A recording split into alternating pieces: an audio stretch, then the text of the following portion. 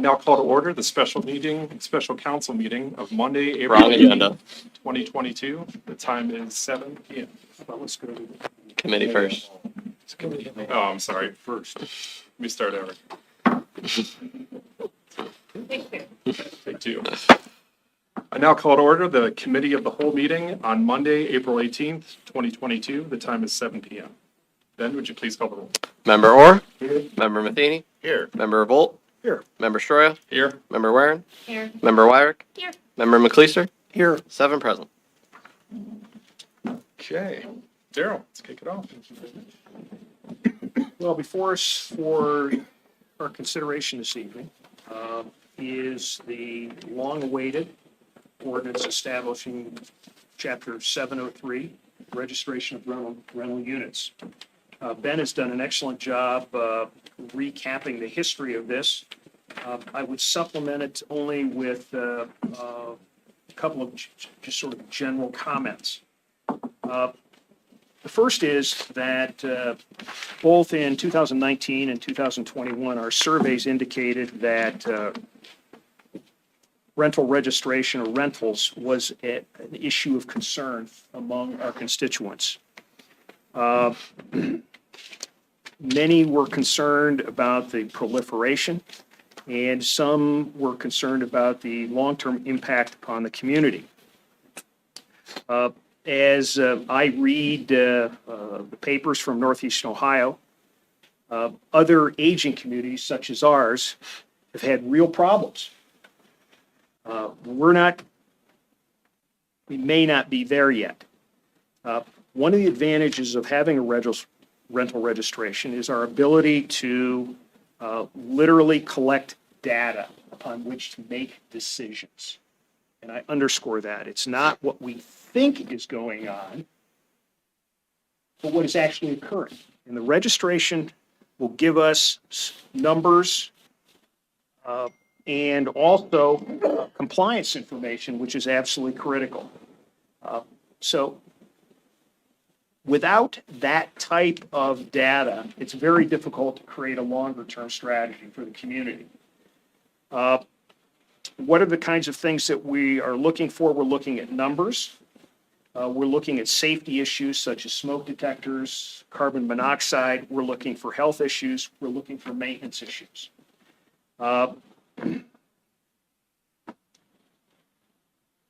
We are just beginning this process. As our administrator says, there are 4 items to consider as we launch an initiative: the process, the policy, the people who will execute that policy, and how we will pay for it.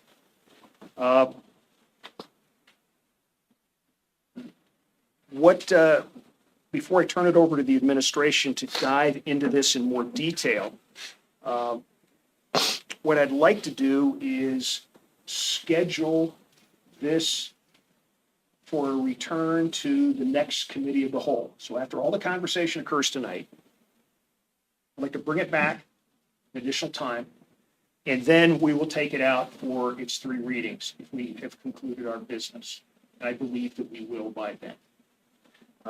We'll have an opportunity to weigh input from the community and from the members of council. If you haven't submitted questions to the administration, I would encourage you to do so. If you need, you can pass them through Ben or directly to Patrick. But let me just underscore this point, is that we are familiar with communities where rentals, particularly the single family, and I guess that's the area that concerns me most, the rental of single families, not the complexes, the large with 50 or 100 units, but really the smaller mom and pops.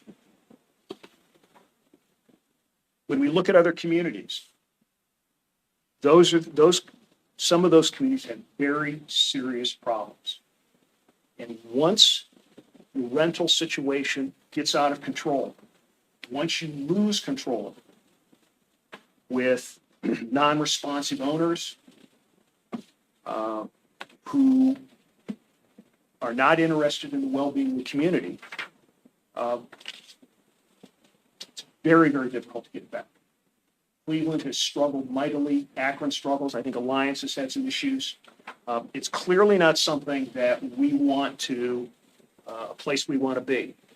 The risk is for any community, as your housing stock ages, and we all know by driving through town that the bulk of our housing stock, well beyond 50%, is almost 60 years old or older. So we are now moving into what I would call the zone, if you will, when you're at risk. So this is why our consideration of this matter is, I regard as critical for our long-term future. So, having provided a general introduction, Patrick, if you want to pull over and recount the highlights, I think all of you should have in your packets a one-pager. But Patrick, you might want to amplify or contradict something that I've said. And, Okay. Have at it. Very good. All right, so as Ben had put out in the history, this was tried in 1978 and 2013. I was not here for either of those, but it was in the 2018 period in which I was here and tried to get this off the ground. And I would just say that, it was certainly the intent to present a deliverable to council at that time, but I do believe, as I've said recently, that all the pieces were not in place to be able to execute this policy. So that's the difference between then and now. So when we talk about having the team in place that's going to execute this policy. So that's going to be through our contract with SafeBuilt. So we are anticipating then if this becomes adopted that we will have SafeBuilt ramp up the necessary personnel to be able to execute upon the deliverables. The deliverables are the inspections. So we have to provide this in a very reasonable and timely manner. And to do that, they're going to be the team that we draw upon to do that. And then there will be administrative oversight of the execution of that, and I'll talk about that in a little bit. But as we were rolling through the pandemic, it didn't make sense that we would try to get this in place because there were issues of going into people's homes and spreading the pandemic. So we just put it on back burner and recently constituted this about 6 to 8 months ago, and put together a team of department heads that would be involved in this, including SafeBuilt, including law. Law director was part of this, police department, fire department, all looking at this and trying to figure out how each plays a part in this, and then making sure that what it is that we were attempting to achieve, which was safer occupancies and a community standard for the rental housing. And I think that we did that without overreaching and just doing exactly what we wanted to do. So the law director spent a considerable amount of time looking at what other communities did and making sure that the legislation that we were crafting wasn't going to put the city in a position where it was creating undue liabilities to itself. And Council Clerk Ben Young sat in on this as well and helped us execute this document. So I know there's going to be lots of questions about it, and so I'm going to start it off with answering the questions from Councilman Matheny, who had put a couple questions to me over the weekend. So, and there will be some changes that I'm going to recommend tonight based on what we see in the draft. But Question 1, when will the city establish an online registration process? Excellent question. This ties into the software that's going to be necessary to run this program. And that takes us back to, just a couple years ago when we looked at this. I can tell you that in hindsight, in 2018, the cart was just before the horse. In 2013, the cart was miles ahead of the horse. We're demoing software from various vendors. We have some leading candidates for that. And what we're looking for is a program that is similar to what all of you experience if you were going to set up an account to look at your health savings account, or if you're going to do online banking. You're going to create a user ID, your own password. It's going to log you into a cloud-based system, and you're going to be able to apply online, and you're going to be able to track the progress of everything online.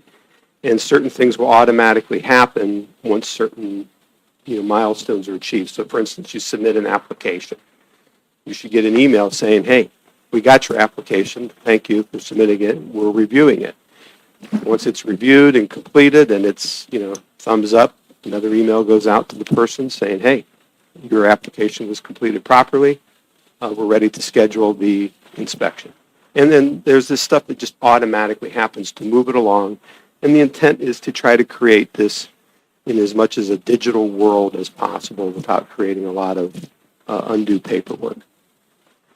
So the software that we're looking at does allow that, and that's one of the things that we like, is that it's not us inputting the information. Now, that's not to say someone comes up to the counter at City Hall and says, hey, I want to register. Someone can do it while they're there, giving them the information for them, should they not be able to type or not be savvy enough to go online and figure it out. So we do have a mechanism for that. Why 8 units is the focus of this legislation and not all rentals? If this is due to city limitations and staffing for inspections, I would prefer to see a different number for this legislation. My response to that is that we have to crawl before we walk, and this has not been done in the city. It's being created before. It's being created from scratch, and I know that there's going to be hurdles and obstacles that we're going to have to overcome as we implement this. So I'd like to have us get a year under our belt and figure that out, and then come back to this body, set it up so that annually, or at least next year, come back and give a report on where we are and what it means and were we able to handle it. Now, I do suspect that at some point, there'll be a lot of registrations hit the city at once, and that will create a lot of inspections. And so that also is the benefit of having Safe Built, because they'll be able to float people in here from some of the other communities that they have on contract for this surge. And once we digest the surge, those folks can stay focused in their own community, and we'll be able to just go on with our regular ongoing staff that we need. Dave, if I'm not answering any of this along the way, just follow up. Okay. What are the plans to identify rental owners not registered with the county? So our plans will be to consider all sources of information in order to develop our own database of rental owners. Certainly whatever we have at the county will feed into that, but we also have a utilities department. And then we will put, hopefully some interns on this to kind of start working on it over the summer to start building the database. In addition, we have files in the building and permits department that would suggest, previous properties or rentals. But, this information has to be current and up to date. You can't rely on something that was 3 years ago. It might not be a rental anymore. But it can certainly give us address that we can go take a look at. And it's going to require a lot of driving around and, taking inventory of some of those. I've been doing that myself and starting to compile a list as we've been working on this plan to kind of see how that would work.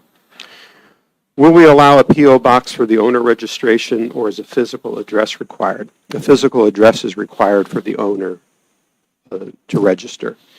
And part of that has to do with, in the event that this spirals into notifications having been to officially go out legally, it's going to have to go to the owner's registered physical address, not a P.O. box. So if we're sending out stuff, certified mail, that isn't going to work going to a P.O. box. Should we state that anything issued to the agent is equivalent to issuing to the rental owner? So in this case, the agent, I believe, is referring to like a property management agent. And is that the same as issuing it to the rental owner? And Wayne, you can hit me on this one if I don't get it right. But I think the answer is that we have to issue to the rental owner. They're the ones that are going to be in violation, not the property management team. I will agree with that with one caveat, in that if the property owner nominates an agent and says all correspondences go through that agent, then they have acquiesced that any sort of notice under the statute can go through them. So as long as we would send a courtesy copy to the owner, notice to the agent would be sufficient. Okay, so I think when we were putting together when we were looking at that software application, there was, these boxes to check, and the software can be customized, or they don't like to use that word, configured, to whatever our particular needs are. So that was another attractive feature of it, is because our program is, every program in every community is just a little bit different, because you're trying to tailor it to the needs of your community. So we want to be able to tailor the software to our needs. Question 6. 2 police violations. Dave, you're going to have to help me with it. I think maybe some words are missing from the question. 2 police violations. Could be. So under the violations, it would be both the certificate to the owner, the rental certificate. At that point, it's become a non-rental unit legally, and is the owner going to have to evict their tenant? And that gets into a multitude of issues and problems, saying that you no longer can count this as a rental unit and you can't have a tenant anymore. Wayne, Where I was going. all right, that's where you're looking at, and I mean, I know that there are clauses in leases for moral turpitude and other types of criminal activity that might be going on. Having been 9 years at the municipal court as the chief financial officer and helping to institute reforms there, I know the judges have instituted reforms of their own to speed up the process for evictions in the event that there's criminal activity going on in a rental unit. So it's not something that's unique to us. Can it lead to eviction? It can. Or in this case, it's the Title V, and I think the Chief Kemp is here if he wishes to address some of the things in Title V. But say, one of those could be, and correct me if I'm wrong, Chief, say a domestic violence might be an issue. And if we get multiple calls on that because it's in a building and the other tenants are calling and saying, hey, it sounds like somebody's head's being slammed up against the wall. I think what Member Matheny is getting at is is there a point where your certificate will be demoted to the point where you have no certificate at all? Correct. Which the answer is no. So you can, as this is written, you can only be demoted down to 6 months, and then you're stuck at 6 months. And you keep getting a new certificate every 6 months until the issue is resolved. And Wayne, correct me if I'm wrong here, but when we were writing this, he had very explicitly advised us that we can't deny the property owner their economic right to have a tenant. Okay. That's where I was going with the question, because to me, when I read it through, it sounded like if there were 2 calls or you lose their certificate, and then you would have to remove that tenant before they could get a certificate. So, Mr. President. Yeah, the certificate is for a certain period of time, and the worse that your property is, the shorter the certificate. Eventually, till you reach a point that the shortest certificate is for 6 months. Because police calls, and Chief Kim can attest to this, some of those calls are for reasons that's not the tenant's fault. It could be We Go discussed ahead. that when we had our meetings over this. It was issues, as you said, Title 500, which is equivalent to the ORC code of 29. They're nuisance type calls. They're domestic type situations. It could be drug situations, things like that, criminal of nature. And criminal of nature does include disturbing the peace type calls. So those are the ones that we were looking at. We're not just looking at general disturbances of, somebody parked too close to my driveway or things like that. So I was looking along the lines, because I know this case that this is occurring in, not in North Canton, where a restraining order is not being followed and multiple police calls have been made to this residence because that person was getting too close. And it wasn't the tenant of that location, it was somebody that was violating the restraining order. So I just want to make sure that we're protecting those that deserve to be protected and not penalizing rental owners or the tenants when it's not their issue. I believe they were looking to the police department from our computer system to be able to pull the information out. So we would be able to expound a little bit upon, if we have a half dozen calls at a certain residence, we'd be able to explain, okay, here's the calls, this is the nature of these calls. 2 of them are the type of calls that we're looking at that create the disturbances. The other 4 are no fault. And in your case, the example you gave would be a no fault. You can't control that you're the person on the other end of that restraining order keeps showing up. Okay. And that would be why somebody like that would move to the community to rent in our community, is because of the response that they would get. All right, thank you. Can we speak up so the microphones will pick this up?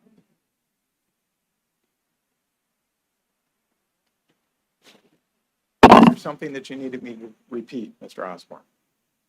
Just from here on out. This is not private conversation. I'm not having a private conversation. I You can have- hear you fine. We can't We can hear you you fine. ask anybody, I saw. We're fine. We're not here for the benefit of your camera. We're here for the benefit of the people here. I'm Period. here because your Period. audio does not pick up the meeting. Chuck, You come on. Enough. Out of order. It's noted, okay? will do something about it. I think we've addressed it.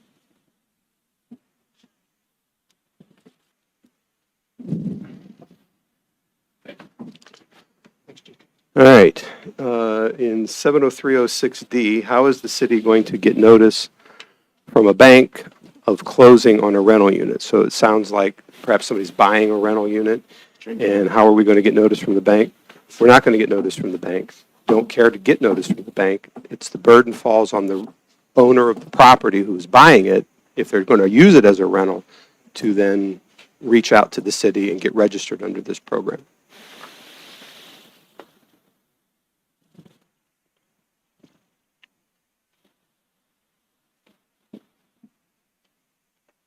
I'm not done. Dave looked like he was maybe going to look something up. Well, I was going to read D. It says, any entity foreclosing on any property licensed under this chapter must notify the city of the foreclosure and taking the property upon the final sale and conveying of that said property. So to me, I read that as the entity that's foreclosing being the bank.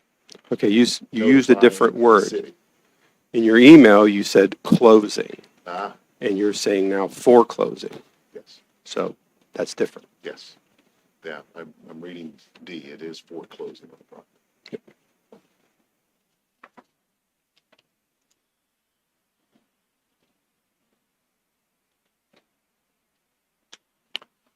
Wayne, do you want to respond to that at all? I think it would just be the same answer, is that any entity that's buying the property, no matter what entity and which manner in which the entity purchases the property, under the statute still has to reach out and notify us of the change of ownership. So even in the case of a foreclosure action that goes through the court system, the bank is on notice of the existence of this statute because it's published. It's a public record. And so the bank would be responsible for reaching out and letting us know of the change of ownership. We'd also be able to double check all of that against the auditor's records. Once the sales have been finalized, we could pull a report in relation to the ones that we know and I guess spot check them if necessary. But ultimately, it would be on the bank to notify us in that situation. All right, in 70308A, will the Finance Department keep separate ledger accounting of fees received and charges for inspections to maintain this rental ordinance? Desire would for this to be not a burden on the general fund. Gina, would you like to address that? Well, there would be a separate account to account for the revenue coming in. And we would balance that with whatever software system that says of the intake of whoever's registered. And that would be our accounting for that. Yes, you would see that on the monthly financials. And is that going into the general fund or a separate? It would be done. Okay, thank you. And, as far as it being a burden on the general fund, I think that's one of the things that we're going to intend to find out is as we get this thing up and running, how many properties are we talking about? What kind of, rental registration fees is it generating? And, what the amount of people are that is necessary to make it work. And it's similar to what I did when I got here and looked at the mayor's court analysis of how much we're handling, how much it costs to handle it, and then ultimately making a recommendation that we move that to the municipal court where they could do a better job and it would save the city some red ink. So it's going to be something that you have to look at and then decide on a policy level if that's something that you want to continue with. Who makes up the Property Review Board? The Property Review Board is 5 appointments by the mayor that constitute this review board. That is the same board that deals with the property maintenance review on commercial properties. And we thought it would just make sense to tie that together as the same group, not have another whole committee of 5 more people.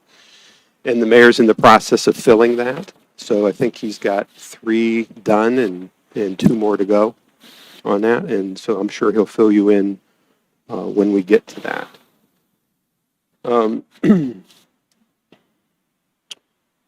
One of the questions that I get, from time to time is, well, isn't the rules that you have presently on the books enough to accomplish what you are setting out to do?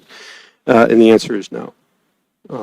The mechanisms that we have now will not provide an effect on the desired outcome. And I can look at the properties that we are dealing with in just from the outside, trying to administer through the process, and with all due respect to legal, there's a lot of legal stuff that you have to do in order to eventually, if you have to take it all the way to court, and it creates a tremendous amount of time. And ultimately, if somebody just ignores it all the way through the end, it ties us up for a year or 2, and we still don't have it done. So there's just not enough leverage to make it happen. And we think that this experiment, if you want to call it that, since we've never done it before, but it's been done in other communities, with what we've proposed, we think will work well and give us the desired tools in order to affect the change that council's looking for. Any questions other than from Member Matheny? Go ahead. Do you have any follow-up questions? Not this time, but probably the next meeting. Excuse my left. John, any questions at this time? What other local communities around, maybe Louisville, Massillon, you spoke of Alliance, Cleveland, and Akron falling on their faces, but, what local communities? Well, Canton is probably, the biggest in our county that does a registration and licensing. Louisville does a registration only, so they don't provide a service. You just tell us that you have a rental, and they charge, I think it's like $25 or something like that, and you just have that data. The licensing, from the stuff that I've looked at is where you get the teeth. Try to scoot over so Dave's head not blocking your view there. Is the licensing, and to do the registration without the licensing, really it means it's worthless. It doesn't really do anything for you. You can't affect any of the changes that you're seeing without the licensing part. There's the licensing and the inspections. And so, fire department looked at this, and the fire can get into certain size buildings by statute. They already have that authority, but under a certain size, they can't get in. They're not allowed in. And this would give us the ability to go in and make sure from a fire standpoint that all the things are up to the proper code from the fire department standpoint. You have estimate of how many units there are in the city of Canton and West? Don't know for sure, but what we did is we took, we kind of looked at from a fire department and the police department standpoint of trying to derive a number where we felt that most of the activity was occurring or most of the potential problems are going to occur, and drew that line at 8. But it was something that was debated for, at least a whole afternoon, and pulling up some data to try to figure out where should we try to draw the line in this first go-round. So we had settled on 8.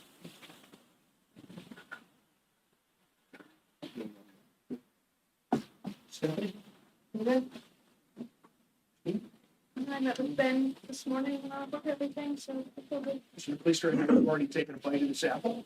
I have, and I do have one other question that, just wanted to touch base on 70306, which, Member Matheny had already brought up a question there. And I'm looking at in the event of a new rental unit not previously certified for occupancy, application shall be made at least 90 days prior to occupation of the unit or building by a tenant. And I think I was just kind of curious, why the 90 days? It seems a little long for me, but I understand I certainly like the time to get ramped up.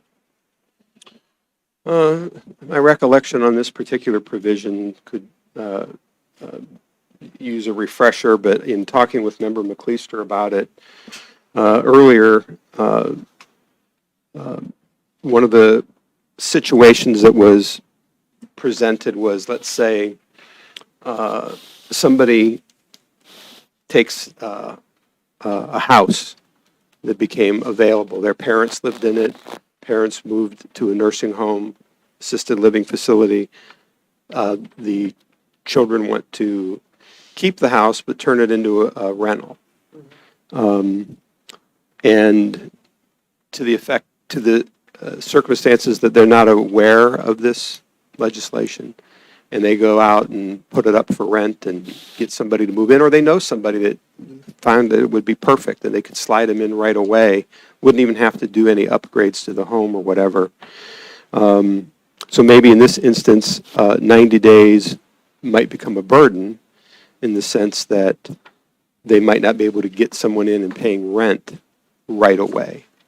So that could be one issue that needs to be addressed in the event of, say,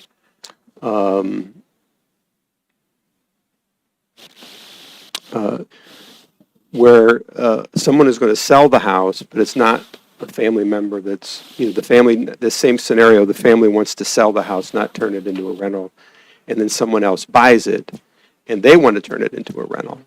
At some point, then that follows the other part of this, that, hey, if you're going to turn it into a rental, you have a responsibility to tell us. If you're in the business of doing rentals, chances are you probably are aware of this legislation or this requirement. But for somebody that has never done any rentals and has that particular circumstance, we may have to figure out a way to address it. Ben or Wayne, did you want to add anything? Yeah, I'll chime in. Part of the reason that we built in that lead time was to Patrick's point, was to give enough time to have the inspections, give enough time to set up the inspection process.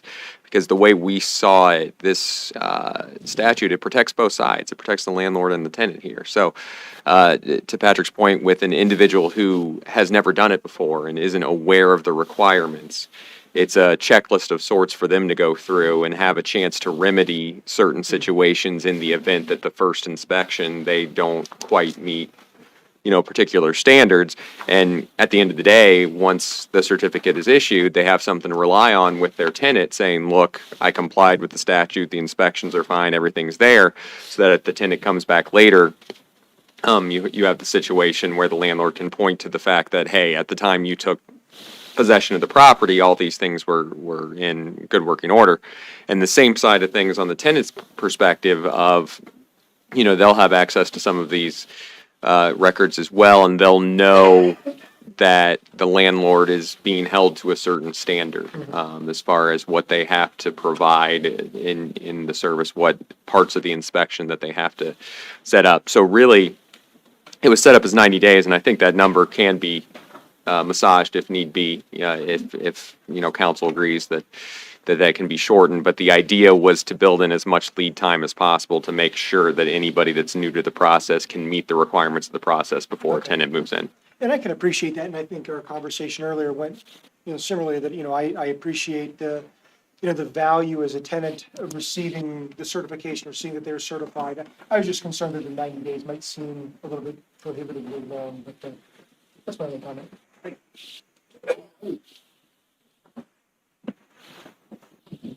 Try to articulate this as best I can. But as we look at this 90-day period, Patrick's laid out this hypothetical. We've got a property that may not have transferred legal ownership. What kind of time frame are we looking at for someone who is, say, acquiring the house from a deceased parent to get that property probated into the hands of the new owner? You may have siblings. Talk to me a little bit about that estate issue and how it might fit into this 90-day time frame. That's issue A. And then issue B would be, let's assume for the sake of argument that you've got an older home occupied by old people. Thanks, Ben. Your review is coming up.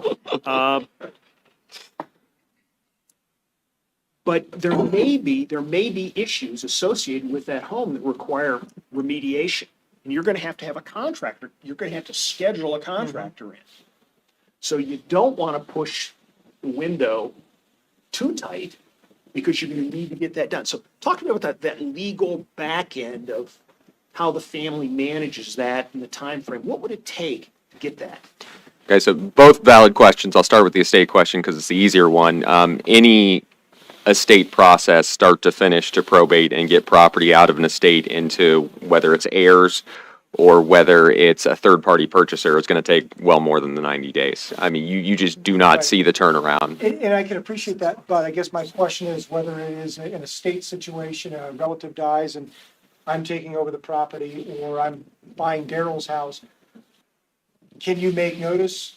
Like, hey, I signed the contract today, I'm making notice now, or do you have to wait until it's in your name before you can apply? You absolutely can, and that leads into Daryl's second question, is that most contracts from both a residential and a commercial perspective, as far as purchase agreements, they have a built-in due diligence period. Mm-hmm. And during that due diligence period, most buyers are going to be looking to make sure it complies with zoning, doing inspections, things of that nature. During that process, and it would be helpful / incumbent upon the seller to let the buyer know that it's subject to this particular ordinance. But during that process, you could absolutely reach out to the city and say, hey, here's my 90-day notice. going to buy the property, considering turning it into a rental, let's start that process. And you're going to do several different things as once, and you can move. Before you've signed the paper. Exactly. You can move towards closing while you're doing the due diligence process to just ensure that everything is going to come out in the wash. Well, thank you for that explanation and for Daryl's commentary. So maybe the 90 days isn't unrealistic. I guess that's where you said we could tweak it, but do we want to keep it at 90 or other reasons? My standard provision in a purchase agreement would be 90 days from a due diligence perspective. That's somewhat shorter in the case of a residential, but again, at the same time, even with the due diligence period in the contract, that's due diligence until closing. Closing's usually 30 days post due diligence period. And if you notify them at the start, even on some of the quicker residential agreements where you're looking at maybe a 30-day due diligence period and then a 15-day closing, that's still half the timeline, and you're going to still have to go through the inspection process and things like that. So I think 90 days is a perfectly reasonable time period. What about when we do some estate planning and have a transfer on death of the title of the property? Say again. Transfer on death of the title for the property. So you're talking about these older homes and families, possession of it, I think it's pretty quick at that point, isn't it? On a transfer on death designation affidavit, it transfers on death. That's the name. Pardon me for stating the obvious.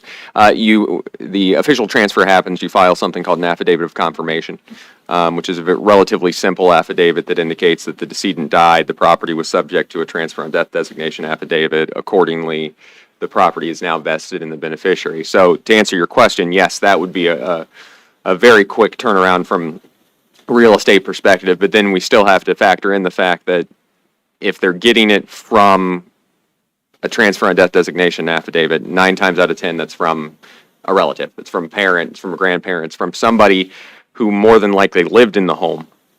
And so if they're going to turn it into a rental, they're still going to have to go through the process typically of preparing it for the rental. And I think the 90 days would give them the adequate time to do so. But I understand your concern. Unless the caregiver is the new tenant renting and stays in the home.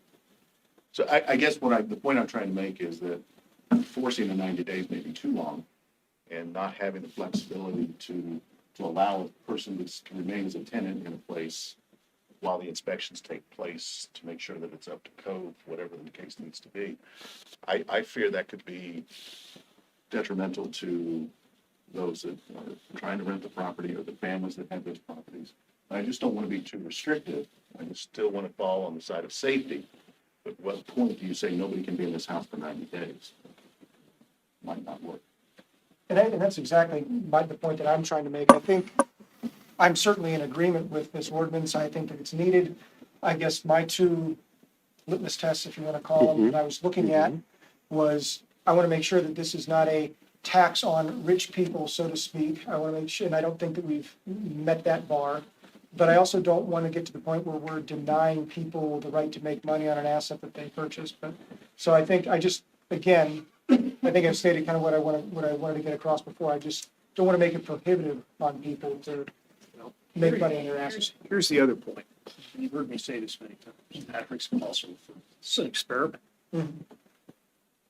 We can make an amendment. And if we find, and frankly, we're probably not going to see a whole lot. It's going to be my guess. Admittedly, we're probably talking just a handful. Handful. Yeah. Let's go back to John's question about numbers. We'll probably only see a handful of these. And if you're going to review it in a year, you're going to know whether you've got an issue that you need to recalibrate. Perfect. If not, you leave it. So I think we can tinker with it a little bit, whatever that reasonable number is. And Well, I have some ideas for language on that. I'll get with the law director on that and see if we can't figure something out there. But I do want to make sure that we note that, no matter what you write, you may find that 0.001% of an exception for it. But are you going to use that Absolutely. and allow the and that's my point. progress on the other? That's my point. Yeah, so, It's gonna be but released. I think that we can come up with some sort of language that'll satisfy that particular concern. Thank you. Mhm. All right, so we've gone right, we've gone left, we've gone to the far end of the bench. I don't think Matt has spoken. Matt? Good. Who's kidding? Difficult, difficult. Who's listening in? And I know. Okay, so the game plan is, let's think this through. If you have additional questions, reach out, Patrick. And we will have this back next week, or at our next council of the whole, 2 weeks, our next council of the whole. All right? Agreeable? Sounds good. All right. Very good.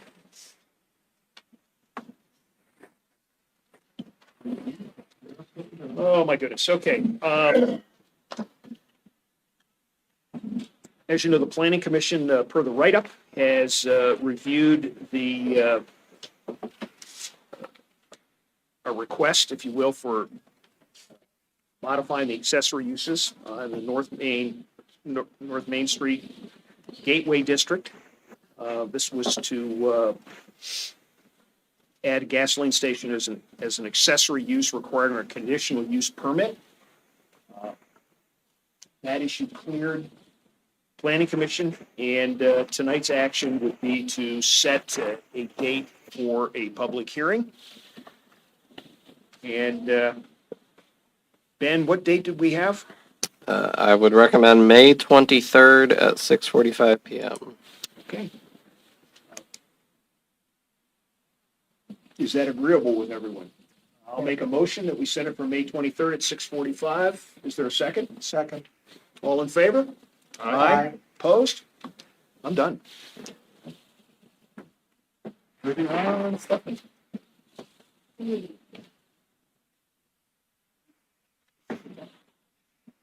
Okay, this was regarding the 3% transient occupancy tax that ordinance, or that municipalities are allowed to impose.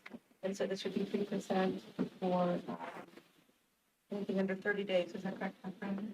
And then hotels, motels, and then Airbnbs? Any other things we want to say, or? Well, I think we would, like to say that this too was another, construct of a group of people working together to come up with this, and, heavy lift done by the law director in researching other communities and coming up with the exact language necessary to be able to move forward with this. This will be additional responsibility to the finance department as well. We have built in, that this is, although it's, you report these numbers to us, they are subject to audit and inspection for accuracy.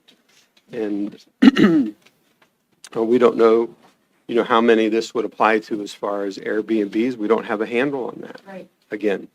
But as it relates to any hotels or motels that are here now or could be here in the future, this would. Do you have a percentage? Do we know the numbers on that? We don't know the numbers. Minus the Airbnb. Well, I mean, there's only one Right. hotel in town, And we know And one. bed and breakfast. and one bed and So breakfast. it's really one of the Airbnbs. Yeah, you have no idea unless we went out and started, searching for that, and we can go to certain sites and try to rent an Airbnb around the Hall of Fame and see what pops up in our community and stuff like that, but we haven't done that yet. Is this written to cover Airbnbs when it says hotel or motel, it's referring to 5 or more rooms used for the accommodation of guests? Or an Airbnb might be just a 2-bedroom home or a 3-bedroom home.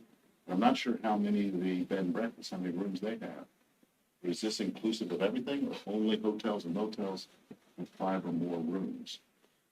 Well, I think it's hotels or motels with 5 or more rooms, but it's similar in this respect to the rental registration. We have to start somewhere and work our way through. So, this is not covering Airbnbs and other rentals? yeah, a bed and breakfast is supposed to be under 5 rooms. If it's not under 5 rooms, then it's a hotel or a motel. And there has been issues in this community in the past with some places holding themselves out to be bed and breakfast when in fact they're not, they're hotels.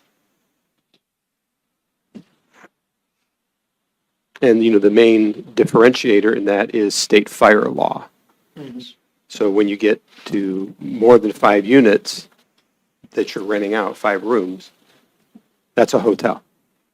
And should be governed by rules that affect that. So, state fire code, Ohio building code, kind of elevates that process up. But I guess on the description, when it says a share economy and short-term rentals, I guess I was assuming those were more Airbnb, and that leaves a lot of kind of ambiguity. Wayne, do you want to hit it since you wrote most of it?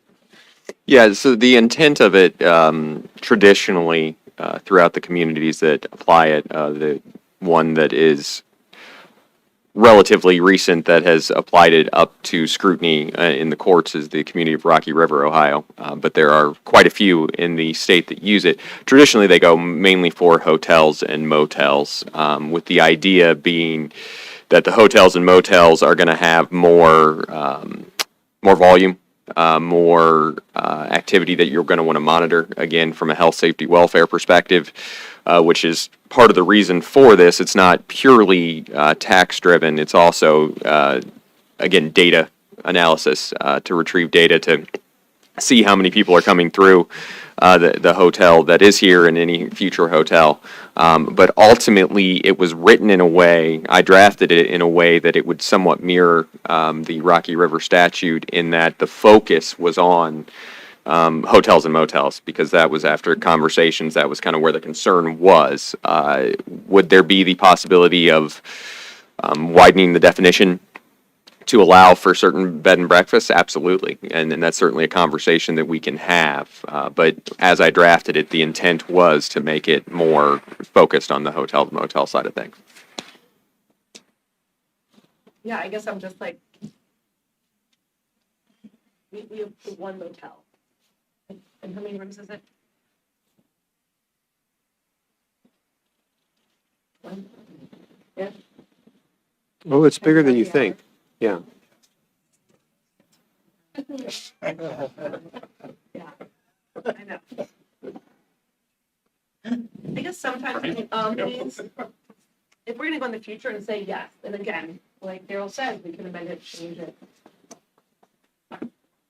But for that extra time and effort it might take for the little 3% for the one hotel we have. Yeah. I just sometimes think, why are we doing this? I mean, Well, it's on every rental. It's on every room, every time it's I know. turned over. I know our hotel. I mean, Every we don't night. have the ones at the railroad. We don't have the Hilton. We don't have the Motto. We don't have the Hyatt. We don't have the Marriott. Maybe we will. So I'm wondering why now? You know? Well, why now is that you never had the people here before that could do this lift. What people? Legal.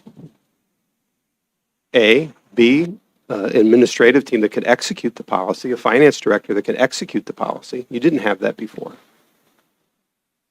But at the same time, you are saying, just like you said on the last one, okay, now we have to implement this with finance. So are we going to be able to do this? And it's just another thing I mean, you've talked about this before, where we're talking about $200 and the effort it takes to put this in play and the different things we're doing. And so prioritizing different things, I get it. If we're going to have a future hotel, no problem. If it's going to be a few hundred rooms, I get it. But we're not saying that right now. And you're not even talking about Airbnbs. And you just said, we don't even know where Airbnbs are here. And it's not easy. So, 3% is pretty on the lean side. but I think that's all But you're also talking 3% per room per night. That's a It does add up. So I mean, you could have $1,500, $2,000. $100. Yeah, so. But, you go out and you travel, you feel the taxes Oh, you do. on a hotel room and Absolutely. stuff of that nature. But right now, another experiment, I think it might be best to wait a while until we can get a count on Airbnbs and bed and breakfast, stuff of that nature. But just for one hotel, seems like a lot of work. $50 a room. I was just gonna say, it's at 59. $1.50 a night that we would, I know this because I asked questions this morning, not because I have stayed there. 20 rooms at $1.50 a night for a whole year would be about $11,000. I mean, Well, there you go, it adds up. it's, Uh, Keeps us down on what's happening. Gina, I'm gonna ask you again.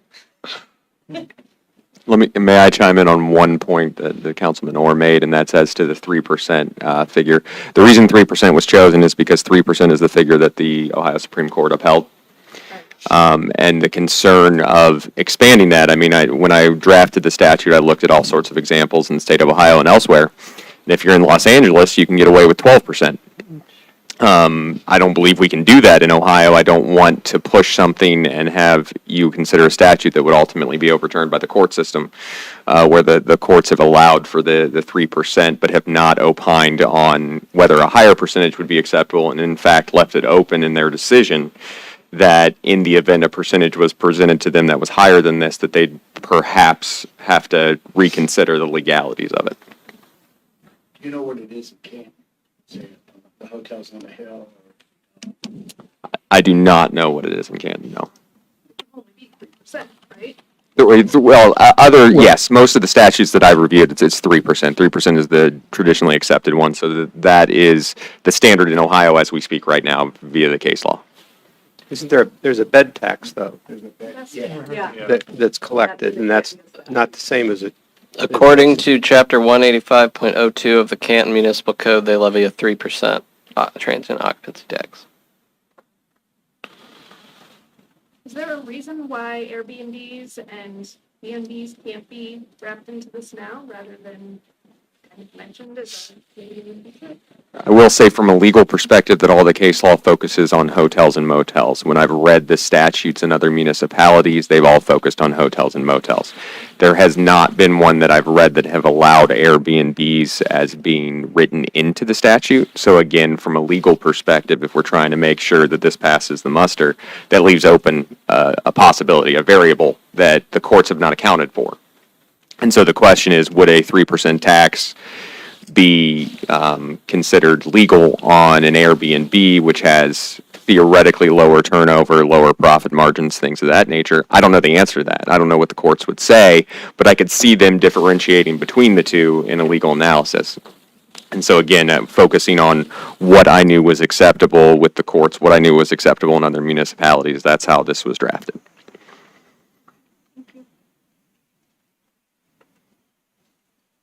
Did Canton, do you remember, did they say they weren't even allowing Airbnbs at one point? I think at one point, yeah, there was an article I read that said that they weren't allowing them, period, because they were hard to police. Yeah.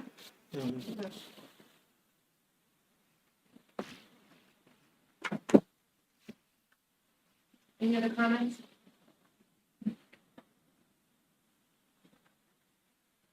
Now, in Canton's ordinance, they do say, 185.03 definition, it's 2 or more rooms. We're saying 5. They say 2. Hotel is every establishment kept, used, maintained, advertised, or held open to the public to be a place where sleeping accommodations are offered for consideration to guests in which 2 or more rooms are used for the accommodation of guests, whether the rooms are in one or several structures. Think about. the definition of the Airbnb, or not the Airbnb, the bed and breakfast, is that an Ohio Revised Code definition? The Ohio Fire Code Fire code? Just differentiates between the two. makes sense. It's good to know.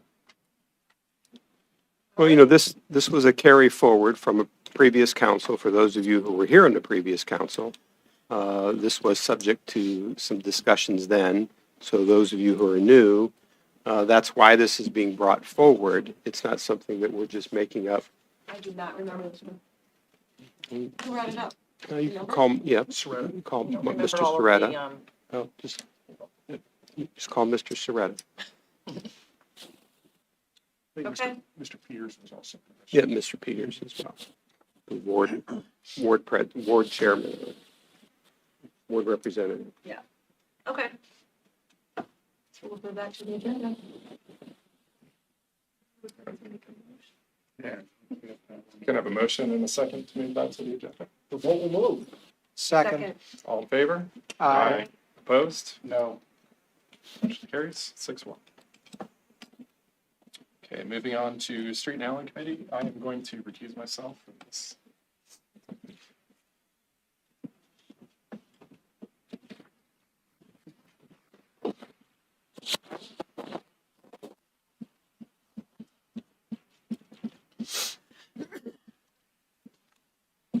Dave, we'll let you talk about that. Okay, so.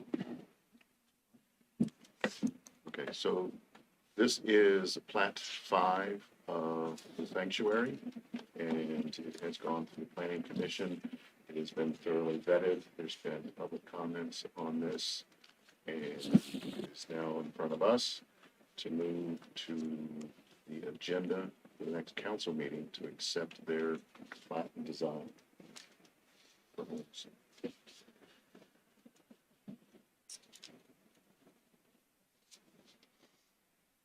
Any questions or concerns?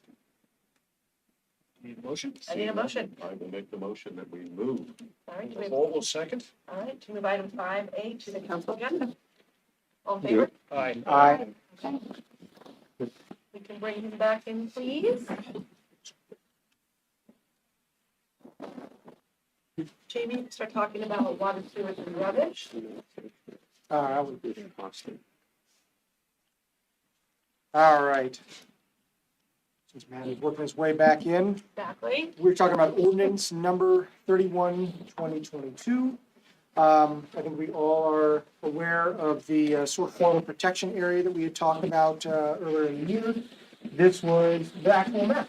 And so the map encompasses 2,850 lots. If you take a look here, light blue is 1 year time of travel, and the darker blue, I guess what it is, purple, is a 5 year time of travel.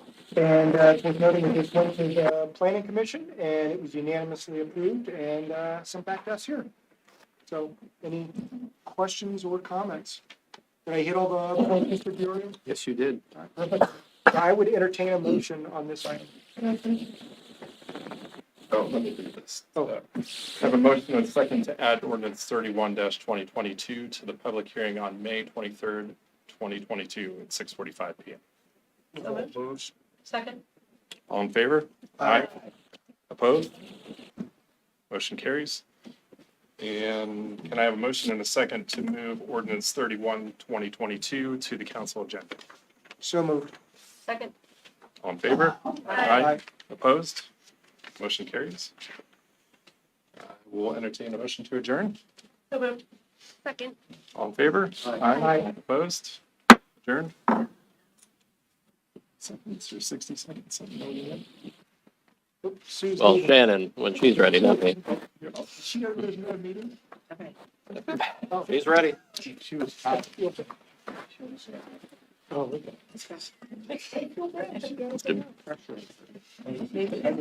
We're ready when you are, Matt. Yeah.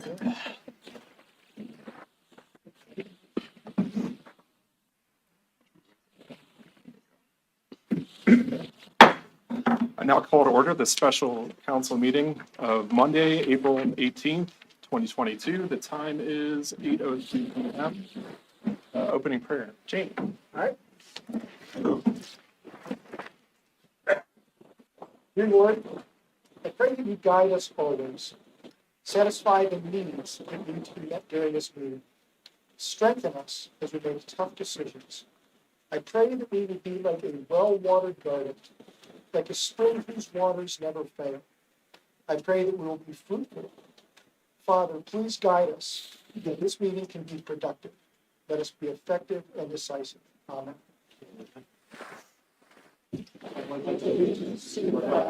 Of the United States of America, and to the republic for which it stands, one nation, under God, indivisible, with liberty and justice for all. All right, then would you please call the roll? Member McLeaster? Here. Member Wyrick? Here. Member Warren? Here. Member Stroya? Here. Member Volt? Member Matheny? Here. And Member Orr? 7 present. Okay. At this time, members of the public wishing to address City Council may do so. Each speaker will be granted 5 minutes. As a reminder, the rules are posted on the screen to the audience's right. As this is a special council meeting, tonight's topics of discussion will be limited to the items appearing on the agenda.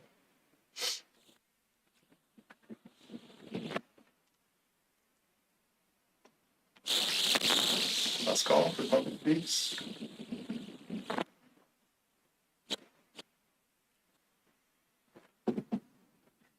Clerk Osborne, 307 Fairview Street, Southeast North Ohio. I simply just want to come up and applaud the administration for hanging tough in there on the hotel occupancy tax. I don't think we should be poo-pooing any kind of revenue. This is something that should have been in place years ago, as along with the rental registration, which continues to kind of drag out here. And I think it ought to extend to the B&Bs, whatever you want to call these. In particular, the one down there on South Main Street, I was able to enter the property several years ago. And there's a lot of flexibility in there. You could probably have 4, 5, 6 rentals going on at the same time. And I really question whether that motorhome that's sitting outside isn't available for an occupancy right then and there. So I think Catherine mentioned what Canton taxes as little as 2. Is that what you said, Catherine? That's 2 rooms. 2 rooms. So that would fit the bed and breakfast down there on or the B&B, whatever you want to call it, down there on South Main. So, and I like the idea of gathering information. Mr. Diorio mentions, along with the possible revenue that the city could generate, you're also generating knowledge and information as to what's going on in your community. So, Mrs. Warren, I would not poo-poo. I'd like the numbers beforehand. This isn't even on the agenda, so. This should be, thank you. Thank you. Anything else? Moving on to old business. Can I have a motion and a second to read by title only ordinance 38-2022? Revolt moves. Second. All in favor? Aye. Opposed? Motion carries. An ordinance authorizing the mayor of the city of North Canton to enter into a performance agreement with the McKinley Applegrove Limited for the construction of streets, stormwater management facilities, drainage improvements, and sewer improvements for the Sanctuary Phase 5 development. We have discussed this previously. There's no new information that I'm aware of. Any comments? Questions? Revolt second. All in favor? Aye. Opposed? Motion carries. Moving on to 6B. I have a motion and a second to read by title only ordinance 39-2022. Revolt moves. Second. All in favor? Aye. Opposed? Motion carries. Ben? An ordinance authorizing the mayor of the city of North Canton to accept a sidewalk performance bond in the amount of $54,225 between the city and McKinley Applegrove Limited and accept the accompanying mortgage deed for city lot number 6952, thereby securing the bond for all necessary work required to complete sidewalks in the Sanctuary Phase 5 construction project. Okay, again, no new information that I'm aware of and previously discussed. I move to move this ahead on the agenda. Revolt seconds. All in favor? Aye. Aye. Opposed? Motion carries. On to 7A. I have a motion and a second to read by title only ordinance 20-2022. Revolt moves. Second. All in favor? Aye. Opposed? Motion carries. Ben? An ordinance amending the zoning map of the city of North Canton to reclassify the property known as Outlot 417 in the city of North Canton, Stark County parcel number 100100198, from office building to general business B. As everyone knows, this is the proposal from A. Altman Company to rezone approximately 10 acres or so on Market Avenue, immediately north as part of the Washington Square project. The property has been dormant for well over 20 years. Altman has a plan. It has met with the neighbors, the neighborhood association, residents. This request cleared the planning commission, and it is now before us for our first reading. Conversations with Mr. Diorio, all outstanding issues at the time of the application had been successfully addressed. So I will I move. think, Go before ahead. that, I would like, for those that weren't here myself, but I did watch the public hearing side of this, and I think the A. Altman Group did an excellent job of addressing the residents' concern and told them, according to Mr. Diorio, that this is on record now. They will follow up with the fencing that they require. Yes. And I think that shows their ability and willingness to accommodate the neighborhood, which makes that a good fit for this area. Agreed. Well, as I'd indicated to a couple members of council, these type of zoning issues occur once in a blue moon. But the example of A. Altman to address these issues before they came to council proactively, I think reflects great credit upon the company. And I think this was many of you go forward in your council careers, this was a terrific model on how to handle these types of situations. So, having said that, I think I've made the motion. I will second Adopt the it. motion. It's been seconded. All in favor? Aye. Opposed? Motion carries. That's it. That's it. All right. Any other comments since there are no reports? Does that mean I can say a comment, Yes. something not related, or does it have to Sure. be? It would need to be related to something on the agenda. Never mind. I will make an exception. No. Go ahead. It's our rules. It had to do with the gas aggregation, that's all. I didn't know if you wanted me to Yeah, address that or absolutely. not.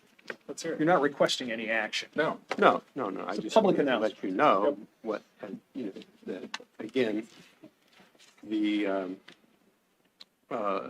provider that we had, Volunteer Energy, 2 weeks ago filed for bankruptcy. The courts took over from there and exercised their option to return those on the natural gas aggregation program in the city to Dominion Energy's default service contract.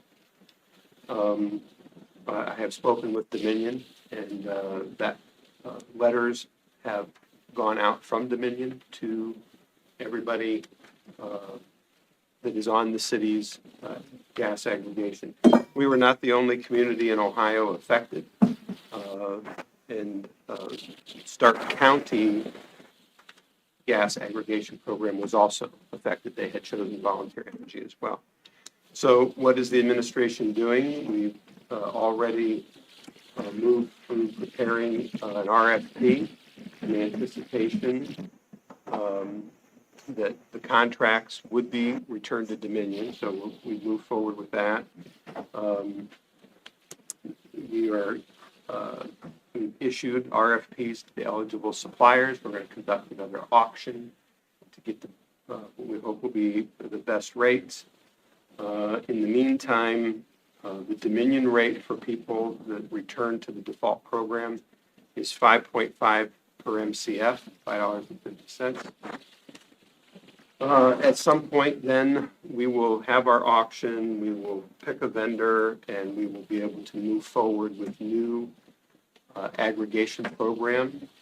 And pursuant to Ohio Revised Code, or some type of code, let the lawyers figure out which code it is, they need to remain with Dominion for 2 meter reading cycles before they can be moved out. So we're looking that as we get everything prepared, we think that by the end of August, through that August billing cycle, we'll be able to move people or give people that option to go with a different supplier and hopefully it'll be a better rate. The silver lining in the cloud is that, if there is one, is that this happened during what will be hopefully a warm period of time where people are using the least amount of natural gas. And therefore, the rates that we're able to get should be, even though there's shortages around the world, we should still be able to get a very good price because just not that many people using it this summer. So I wanted you all to hear that because you probably all will be getting phone calls on this subject. We took about 100 calls over the weekend into today. Thank you. for that Thank you. indulgence. All right, motion to adjourn. All Second. in favor? Opposed? Adjourned.